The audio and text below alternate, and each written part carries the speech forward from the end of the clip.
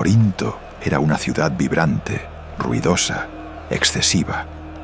Un lugar donde el dinero fluía, donde las mercancías del mundo cruzaban sus puertos y donde las ideas, los cultos y los vicios se mezclaban sin pudor. Para el Imperio Romano, Corinto no era solo una ciudad importante, era una metrópoli estratégica, una joya comercial situada en el istmo de Grecia, por donde transitaba el comercio de Oriente y Occidente.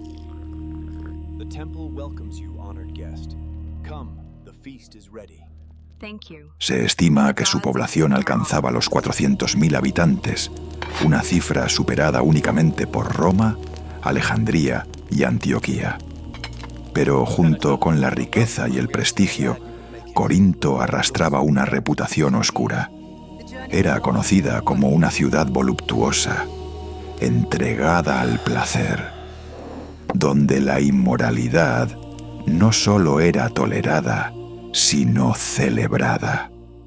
Filósofos y escritores griegos usaban el nombre de la ciudad como sinónimo de corrupción moral.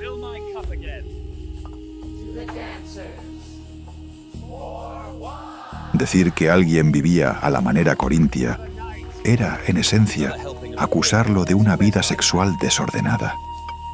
Incluso el templo de Afrodita, uno de los símbolos más famosos de la ciudad, estaba asociado a la prostitución sagrada, una práctica que fusionaba religión y deseo de forma inquietante. En ese contexto, el apóstol Pablo llegó por primera vez a Corinto. Es probable que, al conocer la fama de la ciudad, pensara que el mensaje del Evangelio tendría poco eco allí.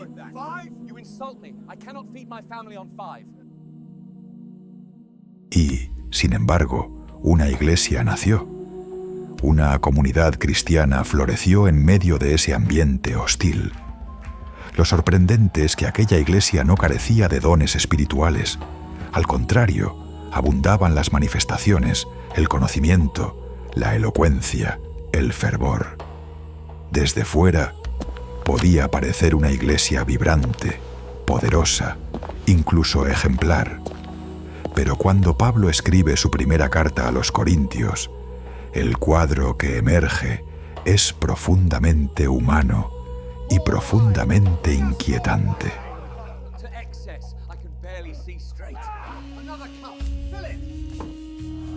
Esa iglesia, rica en dones, estaba llena de problemas. No era una comunidad particularmente santa, y es precisamente por eso que Pablo les escribe, para recordarles que no basta con haber sido justificados. La vida cristiana no termina con la conversión. Comienza allí. Lo que sigue es un proceso largo, incómodo y necesario: la santificación. Tal vez, al leer esta carta, uno se sienta tentado a pensar que los problemas de hoy son únicos, que nuestra época es especialmente difícil.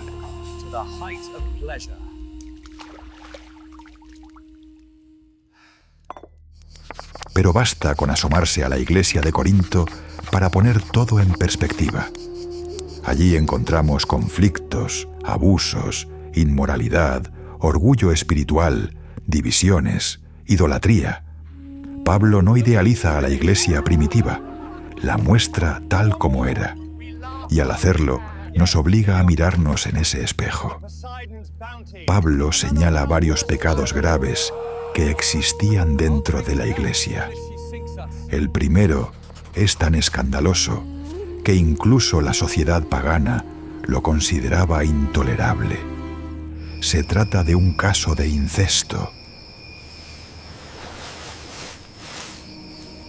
En el capítulo 5 de la primera carta a los Corintios, Pablo menciona que había entre ellos una inmoralidad sexual que ni siquiera entre los paganos se toleraba. Un hombre vivía con la esposa de su padre. No se trataba de su madre biológica, sino de su madrastra, ya fuera durante la vida del Padre o después de su muerte. Aún así, la ley judía prohibía explícitamente esa relación, y la cultura romana también la consideraba un tabú.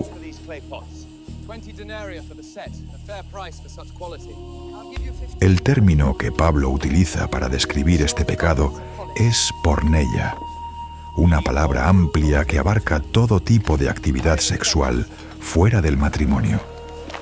Sin embargo, este caso iba más allá de la inmoralidad común. Incluso autores romanos como Cicerón calificaban este tipo de relación como un crimen casi inaudito.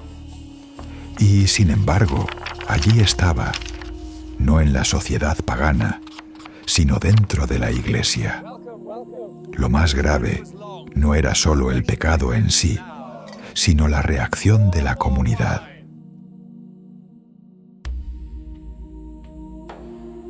O mejor dicho, su falta de reacción. Pablo les reprocha que en lugar de lamentarse, estaban llenos de orgullo. No habían llorado por la deshonra traída al nombre de Cristo. No habían apartado al hombre de la comunión. Por el contrario, parecían sentirse espiritualmente superiores, como si su posición en Cristo o su sofisticación teológica los colocara por encima de la gravedad del pecado. Pablo es claro y contundente.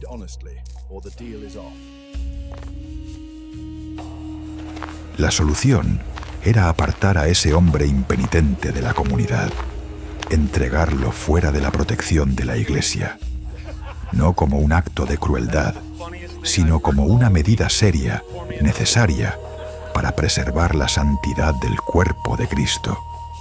Pero los corintios no lo hicieron. ¿Por qué? En parte, porque vivían inmersos en una cultura donde la inmoralidad sexual era normal. Para muchos, no había contradicción entre ser religioso y vivir como se quisiera en el ámbito sexual.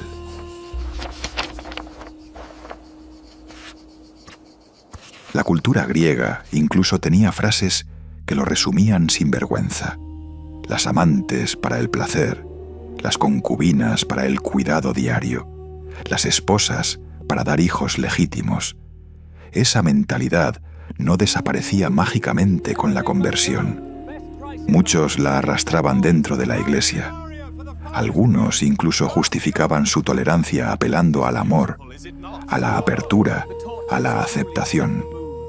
Miren cuán amorosos somos, decían. Aceptamos al hermano tal como es. Pero Pablo no confunde amor con permisividad.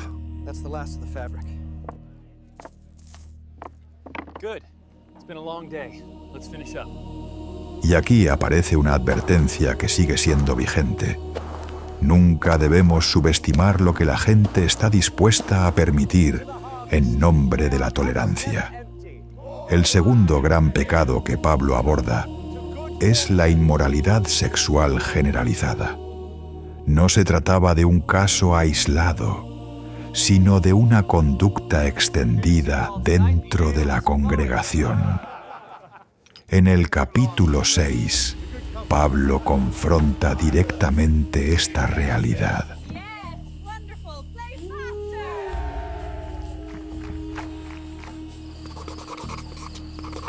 Les recuerda que el cuerpo no es para la inmoralidad sexual, sino para el Señor, y que el Señor es para el cuerpo. No está hablando en abstracto, está respondiendo a una situación concreta. Algunos miembros de la Iglesia seguían frecuentando prostitutas, seguían participando de prácticas heredadas del paganismo, aún después de confesar fe en Cristo. Los corintios usaban consignas aparentemente espirituales para justificar su conducta.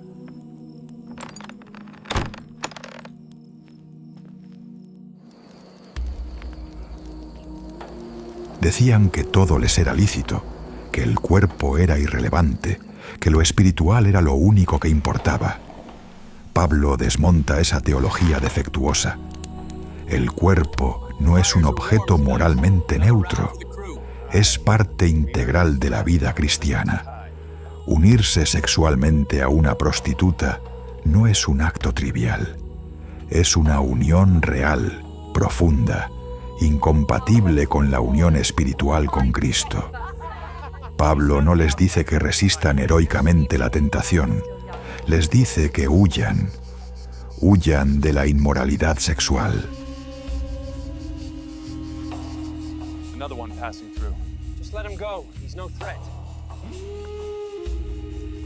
No jueguen con ella, no la subestimen.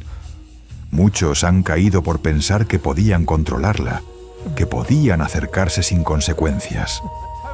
El ejemplo que Pablo tiene en mente no es el de alguien que se queda a probar su fuerza, sino el de alguien que corre, que se aleja, que escapa. Y aquí Pablo introduce una verdad que transforma por completo la manera de entender el cuerpo. El creyente no se pertenece a sí mismo, ha sido comprado por precio. Su cuerpo es templo del Espíritu Santo.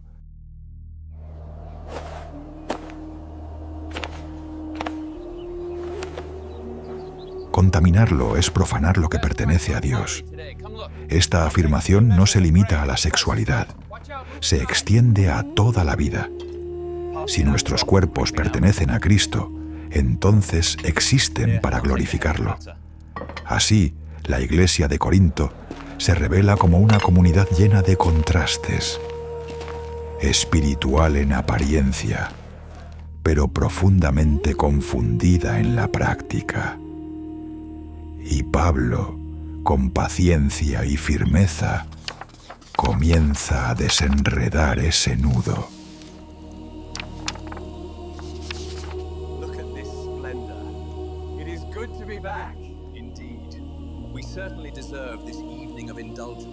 Porque antes de corregir conductas externas, es necesario corregir la manera de pensar acerca de Dios, del cuerpo y del propósito de la vida cristiana.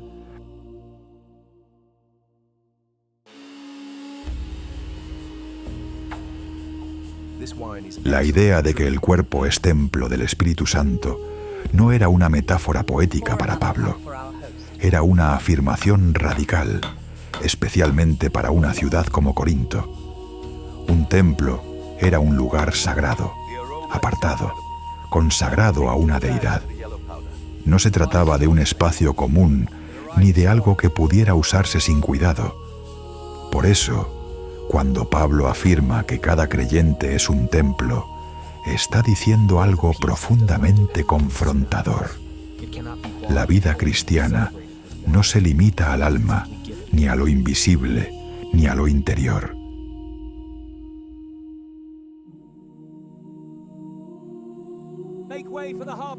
Abarca el cuerpo, las decisiones cotidianas, los hábitos, los deseos. Pablo recuerda a los corintios que sus cuerpos no les pertenecen. Han sido comprados, son posesión de Dios, y cualquiera cuida con más celo aquello que no es suyo. Desde esta perspectiva, el problema de Corinto no era solo la inmoralidad sexual, sino una comprensión superficial de lo que significaba pertenecer a Cristo.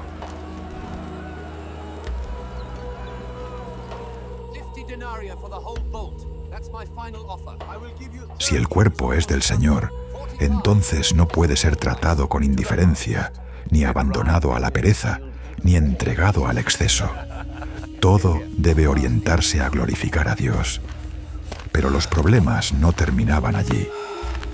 Pablo pasa a señalar otro pecado que revela cuán profundamente distorsionada estaba la vida comunitaria de la Iglesia: la embriaguez en la cena del Señor.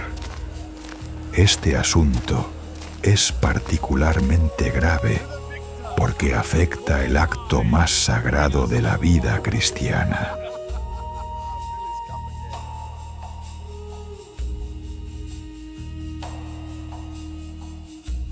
La cena, que debía ser un momento de comunión, memoria y reverencia, se había convertido en una escena de egoísmo, abuso y humillación. Cuando los corintios se reunían, Pablo dice que en realidad no estaban celebrando la cena del Señor. Cada uno comía lo suyo sin esperar a los demás. Algunos se quedaban con hambre, mientras otros se emborrachaban. La reunión que debía expresar unidad reflejaba, en cambio, las mismas divisiones sociales de la cultura pagana.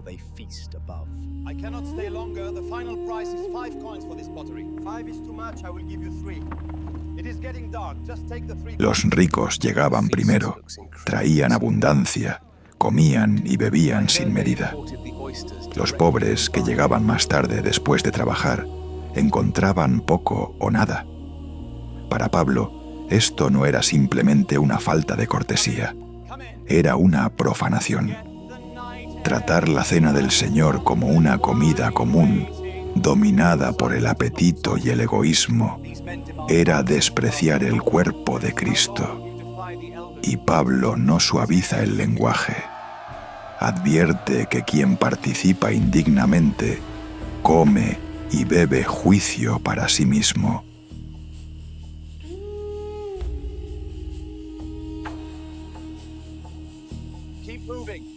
La gravedad es tal que vincula este pecado con consecuencias reales dentro de la congregación: debilidad, enfermedad e incluso muerte.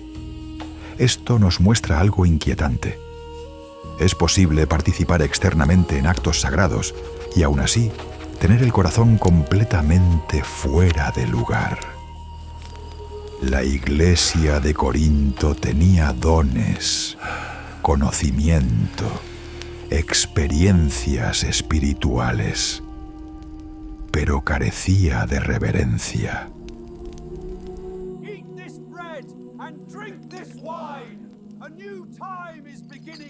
No había entendido el peso del sacrificio de Cristo, ni la santidad del memorial que proclamaba su muerte hasta que Él vuelva. De allí Pablo pasa a otro problema que revela una crisis profunda de identidad: los litigios entre hermanos ante tribunales seculares. Algunos creyentes estaban llevando sus disputas personales ante jueces paganos. Para Pablo, esto era inconcebible, no solo por el conflicto en sí, sino por lo que revelaba.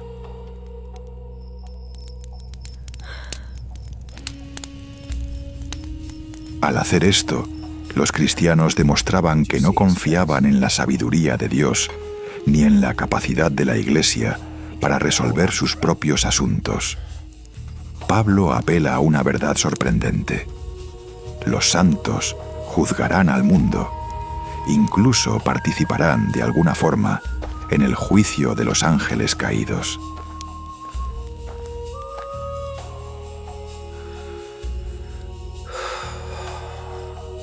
Si ese es el destino glorioso de los creyentes, ¿cómo es posible que no puedan resolver conflictos menores entre ellos? ¿Cómo pueden permitir que personas ajenas a la fe decidan asuntos internos del cuerpo de Cristo? El argumento de Pablo es contundente. Aun si alguien gana el juicio, ya ha habido una derrota espiritual. El simple hecho de demandarse unos a otros es una falla. Para Pablo, sería mejor sufrir la injusticia que dañar el testimonio de la Iglesia delante de los incrédulos.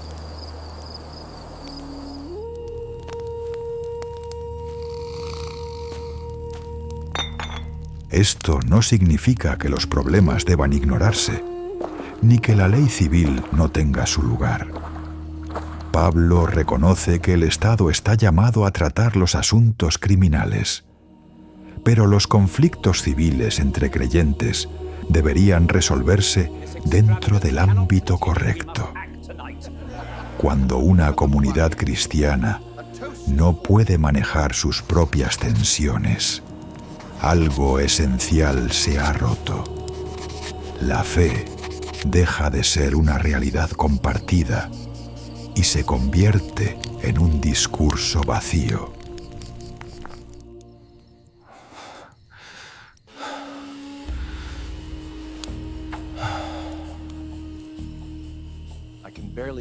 Luego, Pablo regresa a uno de los problemas más visibles desde el inicio de la carta: las divisiones y el partidismo. La iglesia estaba fragmentada en bandos. Algunos decían seguir a Pablo, otros a Apolos, otros a Cefas, otros con aparente superioridad espiritual decían seguir solo a Cristo. Pero detrás de estas declaraciones no había humildad, sino rivalidad. Pablo no impone su autoridad, suplica, ruega.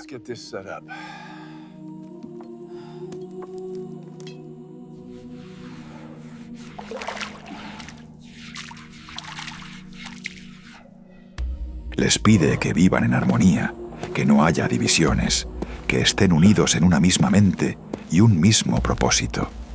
La palabra griega que utiliza para divisiones no se refiere simplemente a grupos distintos, sino a algo que se rasga, que se rompe. La imagen es fuerte. El cuerpo de Cristo estaba siendo desgarrado desde dentro. Estas divisiones no surgían por diferencias doctrinales profundas, sino por orgullo, por lealtades humanas, por la necesidad de sentirse superiores. Fresh bread for sale. Get it while it's warm. How much for this cloth? 5 coins for the finest wool. Pots for sale. Finest clay in the city.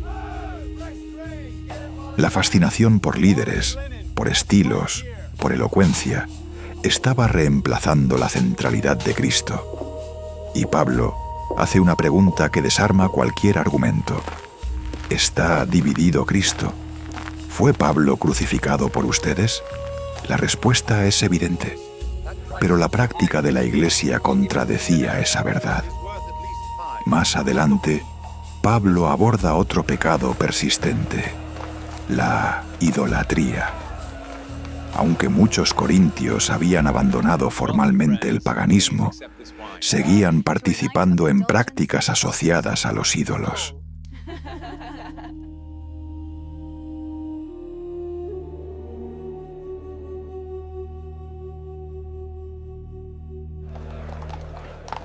Comer carne sacrificada a los ídolos no era solo una cuestión de conciencia personal.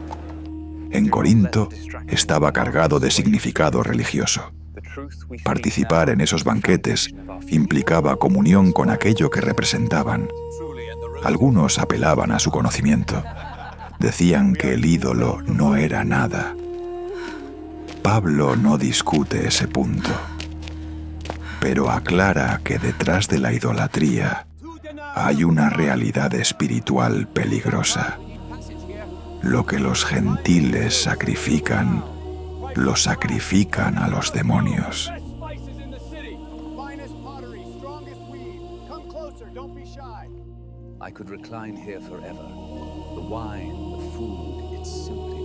No se puede beber la copa del Señor y la copa de los demonios al mismo tiempo. La fe cristiana no admite esa ambigüedad. Todo esto nos lleva al corazón del problema.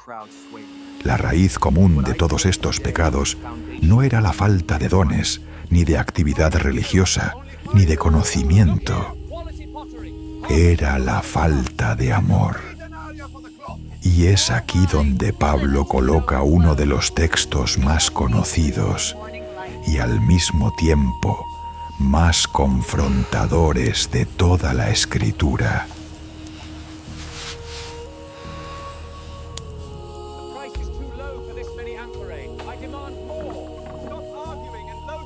Pablo coloca el tema del amor en el centro mismo de la carta, y no lo hace por casualidad. Lo sitúa entre los capítulos donde habla de los dones espirituales, como si quisiera obligar a los corintios a detenerse, a respirar, a reconsiderar todo lo que creían entender sobre la vida espiritual. Porque el problema de Corinto nunca fue la ausencia de dones, fue la ausencia de amor. La iglesia estaba fascinada con lo espectacular, con lo visible, con aquello que impresionaba. Another day such as this, we are truly favored by fortune. Let us hope her smile lingers. Las lenguas, la profecía, el conocimiento, la fe capaz de mover montañas, todo eso estaba presente. Pero Pablo es tajante. Sin amor, todo eso no vale nada. No dice que los dones sean falsos. Dice que son inútiles cuando no están gobernados por el amor. Pueden producir ruido, admiración momentánea, incluso una apariencia de espiritualidad, pero carecen de valor eterno. Keep moving, please. Fresh water, get your fresh water here. They say the new governor arrives today. Cuando Pablo escribe que alguien puede hablar lenguas humanas y angélicas, y aún así ser como un metal que resuena, está describiendo una espiritualidad vacía. Mucho sonido, poca sustancia. Algo que se oye fuerte, pero no transforma. Los corintios hablaban, enseñaban, profetizaban, pero no amaban. Y eso se notaba en todo. Fresh figs, best in the city. Finest linen, only 3 denarii. Get your fresh dates here. Oil lamps for sale, keep the darkness away. Fill it to the brim. And how are the bars? Se notaba en las divisiones internas, en los pleitos legales entre hermanos, en el desprecio hacia los más débiles, en la humillación de los pobres durante la cena del Señor, en la competencia por los dones, en la tolerancia del pecado grave. Todo tenía una raíz común, el egoísmo. To hear your wisdom on this matter. Cada uno buscaba lo suyo, su prestigio, su libertad, su derecho, su I don't conocimiento. know where that came from. El amor, en cambio, busca al otro.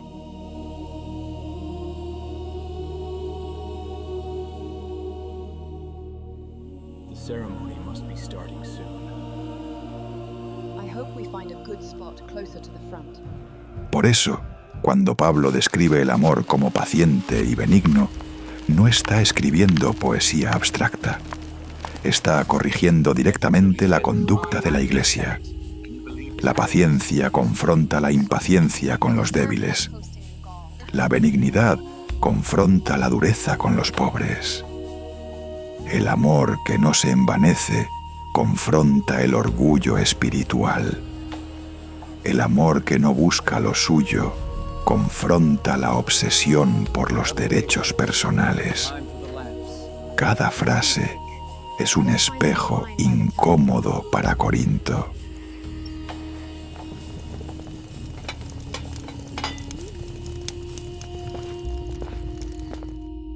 Pablo también hace algo importante al explicar qué tipo de amor está en juego. En el griego existían varias palabras para hablar de amor. Una estaba asociada al deseo y la pasión, otra al afecto humano, al cariño fraternal. Pero la palabra que Pablo utiliza es ágape, un amor que no nace del impulso ni de la afinidad natural, sino de la decisión. Un amor que se entrega, que se sacrifica, que busca el bien del otro incluso cuando no hay nada que ganar. Ese es el amor que faltaba en Corinto.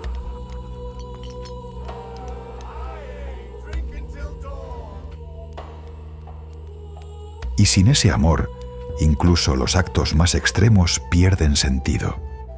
Pablo dice que alguien puede entregar todos sus bienes a los pobres o incluso entregar su cuerpo, y aún así no obtener ningún beneficio si no hay amor. No porque esas acciones sean malas, sino porque el motivo lo es todo. La motivación define el valor real de lo que hacemos. La iglesia de Corinto había confundido espiritualidad con actividad. Había reemplazado la transformación del carácter por la manifestación del poder. Padre, ¿por qué me has abandonado?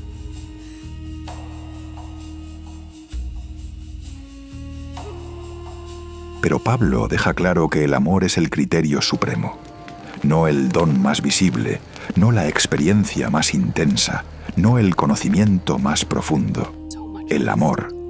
Y hay algo más. Pablo afirma que los dones son temporales, las profecías cesarán, las lenguas callarán. El conocimiento, tal como lo experimentamos ahora, desaparecerá. Todo eso pertenece a esta etapa de la historia. Son herramientas, no fines. Well said.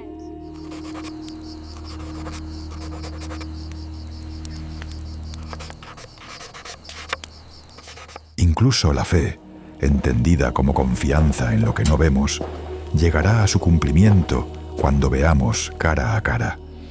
Pero el amor no termina jamás, permanece, porque no es solo una virtud humana, es parte de la esencia misma de Dios. El amor no es un medio para alcanzar algo más alto, es el destino, es lo que permanecerá cuando todo lo demás haya cumplido su función. Por eso, al final de su exhortación, Pablo no invita a la Iglesia a buscar dones más grandes, sino un camino más excelente.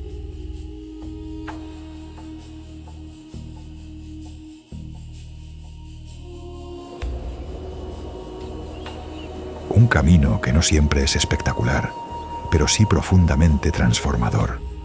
Un camino que exige morir al ego, renunciar al orgullo, soportar al hermano, perdonar, servir, callar cuando sería más fácil imponerse. Si miramos toda la carta a la luz de este capítulo, todo encaja.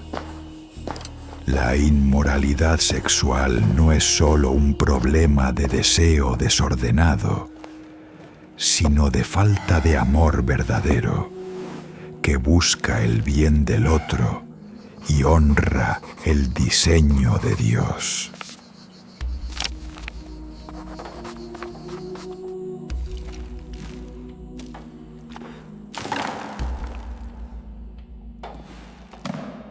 La embriaguez en la cena del Señor no es solo un abuso, sino una ausencia de amor hacia los pobres. Los litigios no son solo conflictos legales, sino una falta de amor que prefiere ganar antes que preservar la unidad. Las divisiones no son solo diferencias de opinión, sino orgullo sin amor.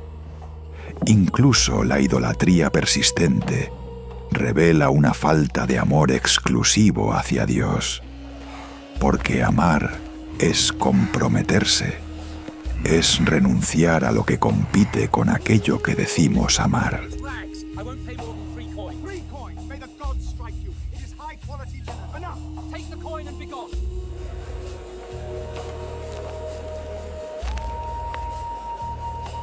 Así, la iglesia de Corinto se convierte en una advertencia viva. Una iglesia puede ser activa, influyente, llena de dones, y aún así, estar profundamente enferma si el amor no gobierna todo. Pablo no escribe para destruirlos, sino para restaurarlos, no para avergonzarlos, sino para llevarlos a una fe más madura, más coherente, más parecida a Cristo. Porque al final, el llamado no es a impresionar al mundo con manifestaciones espirituales, sino a reflejar el carácter de Cristo.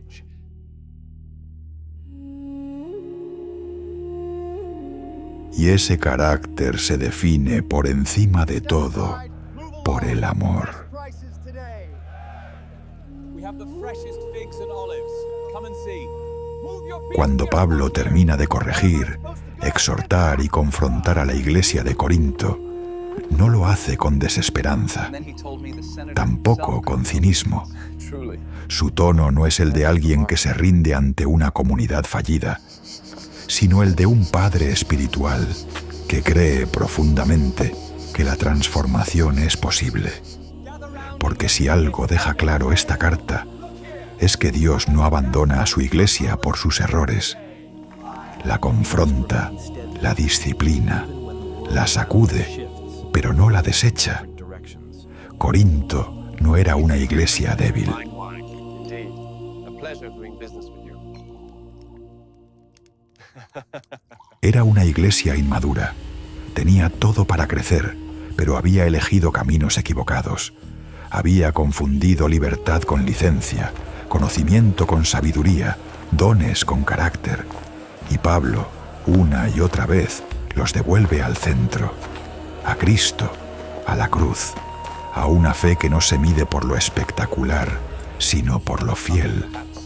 Es importante notar que Pablo no minimiza el pecado, no lo relativiza, no lo disfraza con lenguaje suave, lo nombra, lo expone y muestra sus consecuencias.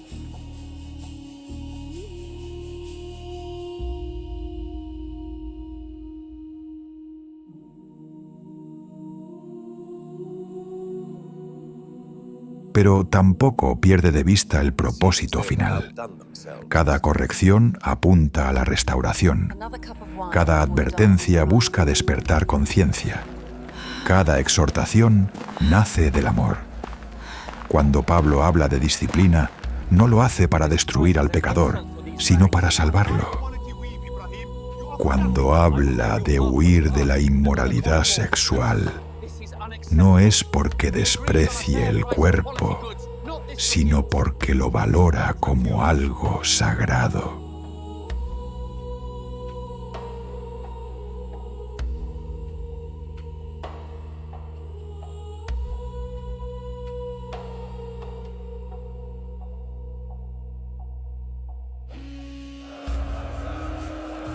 Cuando corrige el abuso en la cena del Señor, no es por ritualismo, sino porque esa mesa proclama la muerte de Cristo y exige reverencia. Cuando condena los litigios, no es porque niegue la justicia, sino porque la unidad del cuerpo es más valiosa que cualquier victoria legal. Y cuando insiste en el amor, no lo hace como un concepto romántico o abstracto, sino como el principio que debe gobernarlo todo. Sin amor, la verdad se vuelve cruel. Sin amor, la disciplina se convierte en castigo.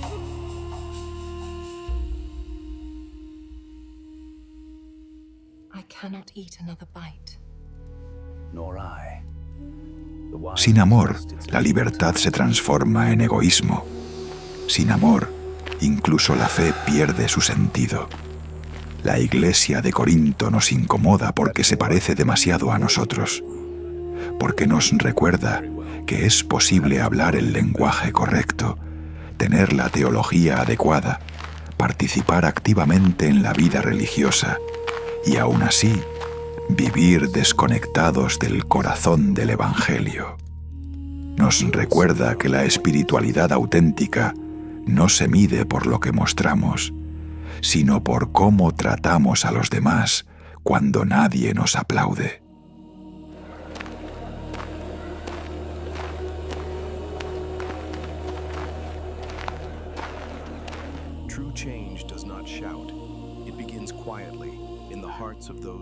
Pablo no escribe desde una torre de perfección. Él mismo se presenta como alguien débil, como alguien que depende de la gracia. Y por eso puede hablar con autoridad sin caer en la soberbia. No los llama a parecerse a Él, sino a Cristo. No los invita a competir, sino a edificarse mutuamente. No los empuja a demostrar poder, sino a vivir en amor.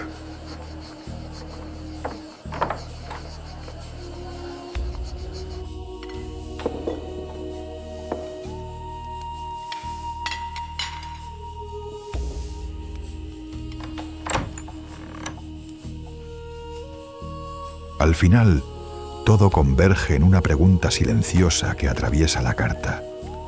¿Qué tipo de iglesia queremos ser?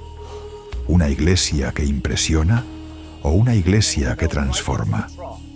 ¿Una iglesia que tolera todo en nombre del amor o una iglesia que ama lo suficiente como para confrontar? ¿Una iglesia centrada en los dones o una iglesia centrada en el carácter?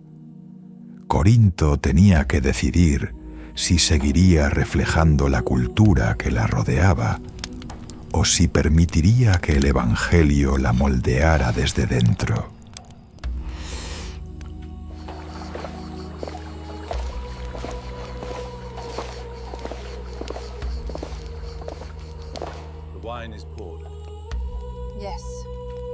Y esa misma decisión se presenta hoy, una y otra vez, ante cada comunidad cristiana.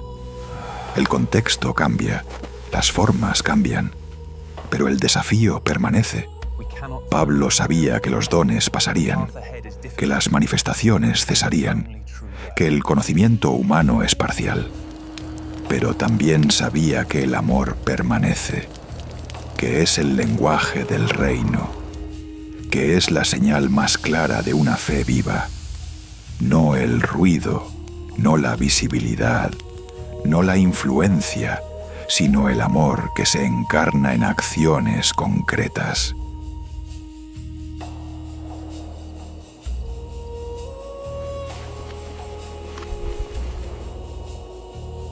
Por eso, cuando leemos esta carta hasta el final, no nos quedamos con una lista de errores, sino con una invitación a examinar el corazón, a revisar nuestras motivaciones, a preguntarnos si lo que hacemos lo hacemos por amor o por otra cosa, a recordar que todo lo que no nace del amor, por más espiritual que parezca, termina vacío.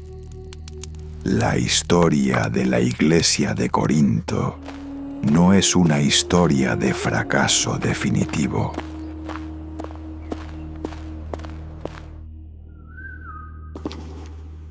Es una historia de corrección, de crecimiento posible, de gracia que confronta para sanar. Y al mirarla, no estamos llamados a juzgarla desde arriba, sino a aprender desde dentro. Porque al final, la fe cristiana no se trata de tener siempre la razón, sino de reflejar a Cristo. Y Cristo no será recordado por la cantidad de milagros que hizo, sino por el amor con el que entregó su vida. Si este recorrido por la Iglesia de Corinto te ha ayudado a mirar tu propia fe con más honestidad, te invito a seguir acompañándonos, apoyar este contenido con un me gusta y suscribirte al canal nos permite seguir profundizando juntos en estas historias que, aunque antiguas, siguen hablando con fuerza hoy.